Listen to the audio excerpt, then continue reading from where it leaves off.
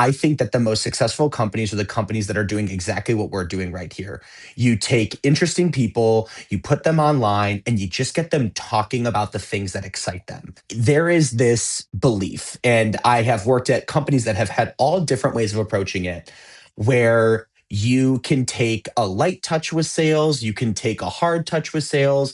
I have always felt like marketing, and this is my PR background, but marketing to me is an extension of thought leadership.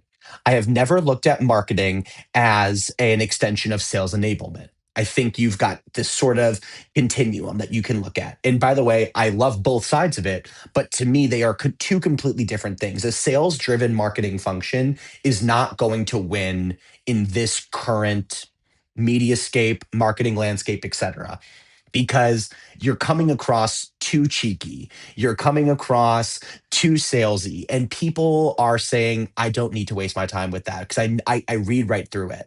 So I do think that thought leadership is incredibly important. Doing webinars, doing podcasts, whether they're earned or whether they're hosted in house, is essential because people trust people.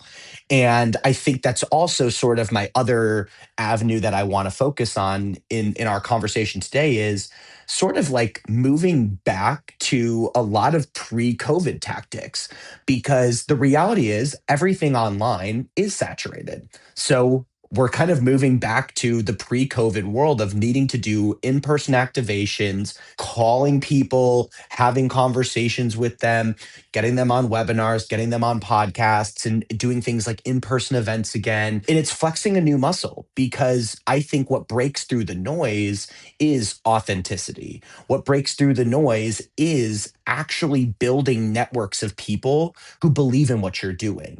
And that sounds really crazy, but the reality is you're not going to build that community through paid ads on LinkedIn.